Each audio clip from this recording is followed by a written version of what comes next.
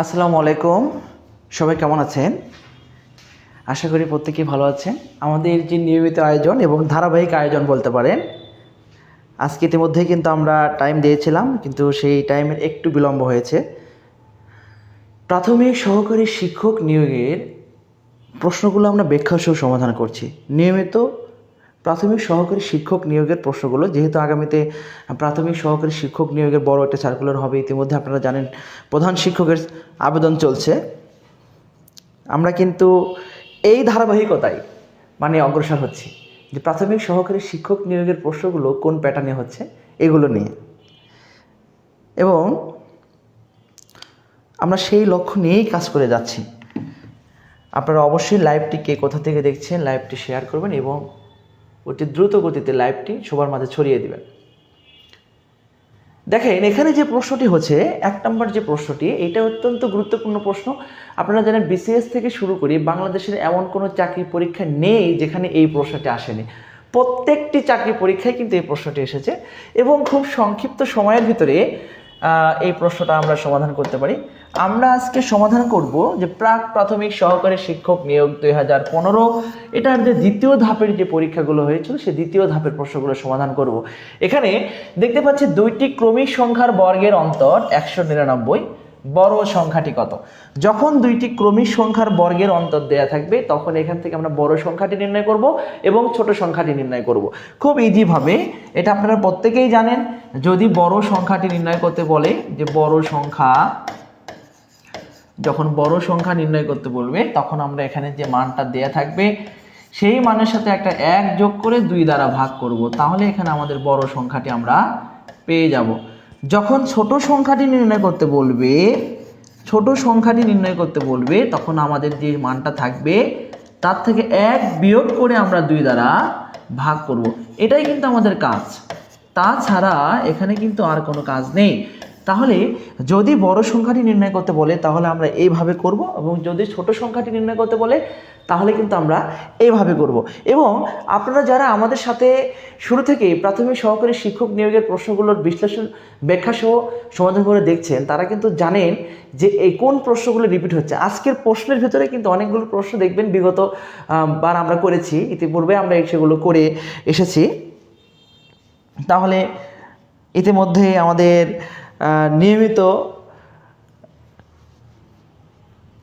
যে নিয়মিত স্টুডেন্ট আরহাম রেহান, ইনি কিন্তু ইতিমধ্যে কমেন্ট করেছেন ছোট সংখ্যাটি 99 মানে 99। ইনি কিন্তু আমাদের একদম নিয়মিত, প্রত্যেকটা লাইভই দেখেন এবং কোনো লাইভ মিস করেন না।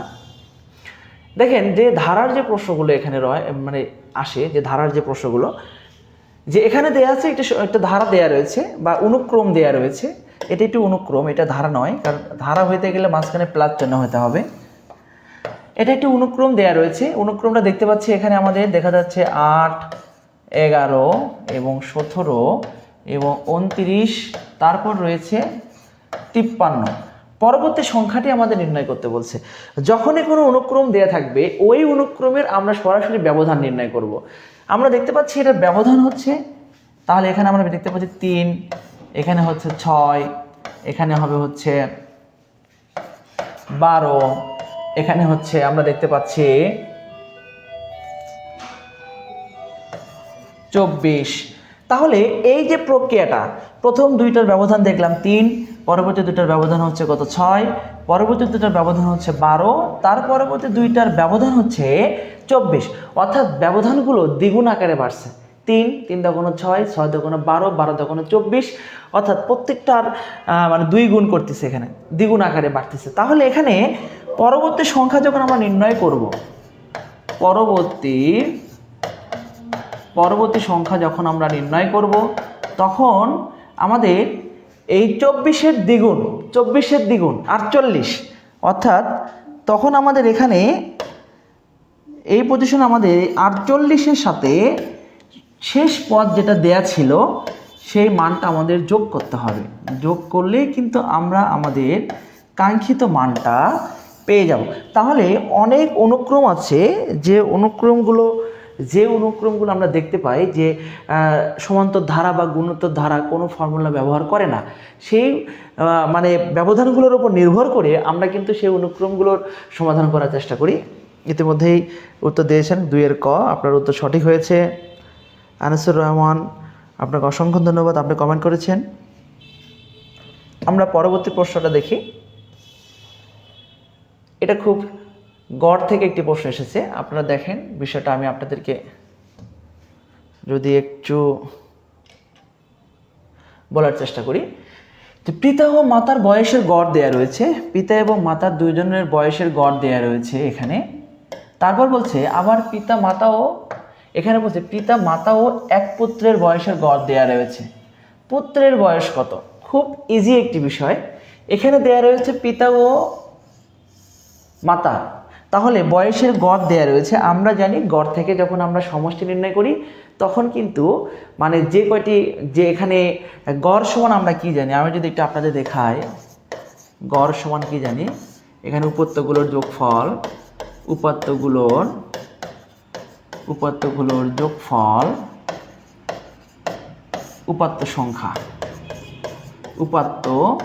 আমি একটু বিশ্লেষণ করে দিচ্ছি আপনাদের। তাহলে এখানে দুইজন ব্যক্তির গড় দেয়া রয়েছে 45, এখানে যোগফল উপাত্ত সংখ্যা 2, তখন আমরা লিখতে পারি যোগফল সমান এই 45কে আমাদের 2 দ্বারা গুণ করতে হয়, তাহলে এখানে আমরা পাচ্ছি 90। তাহলে এই যে বিষয়টা, এই বিষয়টা কিন্তু আমি এখানে ক্লিয়ার করতে চাচ্ছি যে এখানে পিতা এবং মাতার বয়সের গড় দেয়া রয়েছে, এখানে পিতা মাতা এবং এক পুত্র রয়েছে, তাহলে পিতা মাতা এবং পুত্র এনাদের এই 3 জনের বয়সের সমষ্টি হবে, এখানে যে মানটা রয়েছে তাকে আমাদের উপাত্ত সংখ্যা দ্বারা গুণ করতে হবে, তাহলে 3 × 6 = 18, 9 × 1 = 10।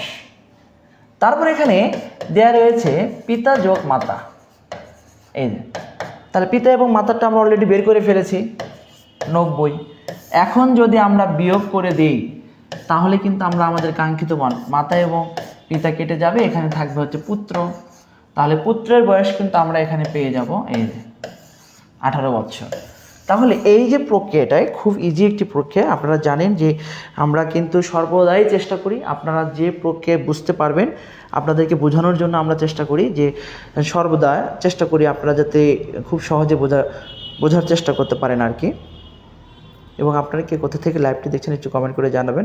আপনারা কিন্তু লাইভ দেখেন কিন্তু কমেন্ট করে জানান না আপনারা কোথা থেকে দেখছেন লাইভটি। ইতিমধ্যেই আপনারা অনেকেই কমেন্ট করেছেন।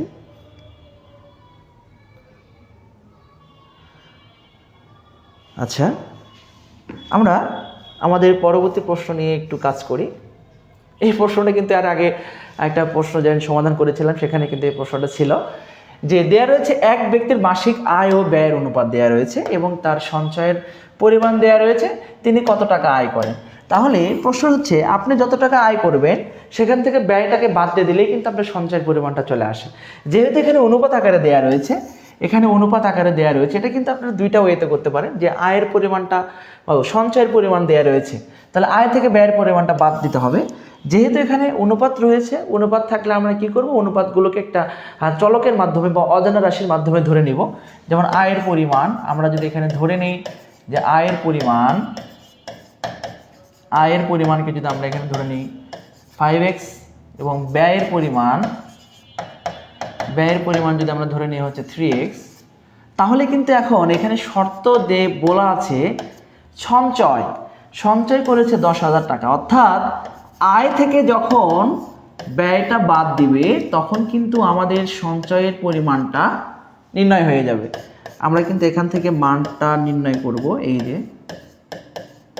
যে অর্থাৎ 2 দ্বারা যখন ভাগ করে দিব তখন এখানে আমাদের 5,000 টাকা চলে আসবে। এটা হচ্ছে আমাদের x এর মান।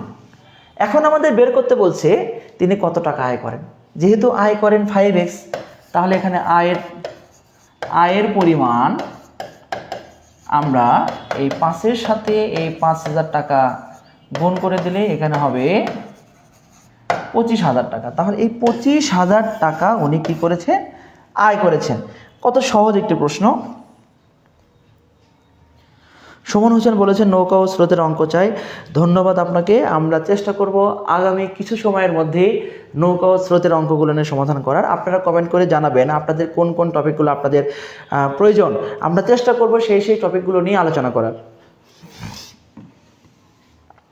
আপনারা যদি আমাদেরকে বলেন যে এটা আপনাদের প্রয়োজন, আমরা কিন্তু বিশেষ করে আমি কিন্তু আমার টপিকগুলো সিলেক্ট করি এবং আপনাদেরকে কিন্তু আমি উন্মুক্তভাবে বলি যে আপনাদের কোন টপিকগুলো নিয়ে আলোচনা করতে হবে। এটা আপনারা যদি কমেন্ট করে বলেন, আমি সেই টপিকগুলো নিয়ে স্লাইড তৈরি করব এবং আপনাদেরকে সেই ক্লাসগুলো দেওয়ার চেষ্টা করবো ইনশাআল্লাহ। আমরা পরবর্তী অঙ্ক দেখি। এই যে দেখেন লসগু এবং গসগু থেকে আপনারা জানেন যে এখান থেকে প্রত্যেকটি অঙ্ক অনেক গুরুত্বপূর্ণ, কারণ এখন পর্যন্ত যতগুলো পরীক্ষা হয়েছে প্রত্যেক পরীক্ষায় লসগু এবং গসগু যে কোনো একটা লসগু অথবা গসগু থেকে একটি প্রশ্ন ছিল এবং আগামীতেও থাকবে ইনশাআল্লাহ। তাহলে এই প্রশ্নটা একটু আমরা দেখি। এটা আপনারা প্রত্যেকেই জানেন, তারপরে আমি একটু কৌশল অবলম্বন করি যে আমরা সংক্ষিপ্ত সময়ে এই প্রশ্নটা কীভাবে করব। দুটি সংখ্যার অনুপাত দেওয়া রয়েছে, এদের লসাগু দেওয়া রয়েছে, সংখ্যা দুটি নির্ণয় করো। সংখ্যা দুটি নির্ণয় করার জন্য আমরা সাধারণত এখানে যে প্রক্রিয়াটা ব্যবহার করি আমরা এক্স ওয়াই ধরে নিয়ে বিভিন্নভাবে কাজ করি, কিন্তু আমি যদি এখানে সংক্ষিপ্তভাবে কাজ করতে চাই তাহলে এখানে যে দুটো সংখ্যা রয়েছে 3 এবং 4, এই দুটো সংখ্যার সাথে আমি একটা নির্দিষ্ট সংখ্যা গুণ করব। কি গুণ করব? সেটা হচ্ছে আমরা এই 180কে এই 3 এবং 4-এর গুণফল দ্বারা ভাগ করব। তাহলে এখানে যদি কেটে দিই তাহলে হবে 3 6 18, 0 4 দ্বারা কাটলে হবে 15। এই যে 15, এই 15 আমরা এখন এই দুইটা সংখ্যার সাথে গুণ করব। এই যে তাহলে এখানে হবে 3 15 45, 4 15 60। তাহলে আমাদের সঠিক উত্তর হবে 45 এবং 60। দেখেন আমি আপনাদের বোঝাতে পারলাম কিনা। আমি কিন্তু খুব সংক্ষিপ্ত ওয়েটা ব্যবহার করেছি। এখানে আমরা প্রথমে এই দুটো সংখ্যা নিয়েছি এবং এই দুটি সংখ্যার সাথে নির্দিষ্ট একটি মান যোগ করব, একটা সংখ্যা যোগ করব। এখানে এটা যোগ করার জন্য ওই সংখ্যাটা আমরা নির্ণয় করব হচ্ছে কি যে লসগুটা দেওয়া রয়েছে, এই লসগুকে এই দুটি সংখ্যার গুণফল দ্বারা ভাগ করে দেব। দেওয়ার পর কিন্তু আমরা আমাদের কাঙ্ক্ষিত দুইটি সংখ্যা কিন্তু আমরা পেয়ে যাব। আনিসুর রহমান, আপনি কুড়িগ্রাম থেকে দেখছেন, আপনাকে অসংখ্য ধন্যবাদ। জুয়েলডান আপনি বলেছেন স্যার সাবজেক্ট ওয়াইজ ক্লাস হবে কবে থেকে? এটা আসলে আপনি যদি আমাদের পেইড ব্যাচের স্টুডেন্ট হয়ে থাকেন, আমরা নভেম্বরের 5 তারিখ থেকে আসন্ন 19তম প্রিলির যে ব্যাচটা এটা আমরা টোটালি শুরু করব এবং আপনাদেরকে রুটিন দিয়ে শুরু করব ইনশাল্লাহ। এবং আমাদের যে প্রাইমারি ব্যাচে ভর্তি চলছে, এই প্রাইমারি ব্যাচটা আমরা খুব দ্রুত সময়ের মধ্যে ভর্তি করব। এবং স্পেশালি আপনাদেরকে জানাতে চাই যে আসন্ন 19তম শিক্ষক নিবন্ধনের যে গণিতের যে সাবজেক্টিভ যে বিষয়টা, এই বিষয়ে আমাদের ব্যাচ 2তে ভর্তি চলছে এবং ইতিমধ্যেই বই লেখার কার্যক্রম চলছে। খুব দ্রুত সময়ের মধ্যেই কিন্তু আমি আপনাদের হাতে বইটি উঠাই দিতে পারবো ইনশাল্লাহ। যে কোনো তথ্যের জন্য আপনারা অবশ্যই আমাদের স্ক্রিনে দেওয়া নাম্বারে যোগাযোগ করতে পারেন। Sadiq sir page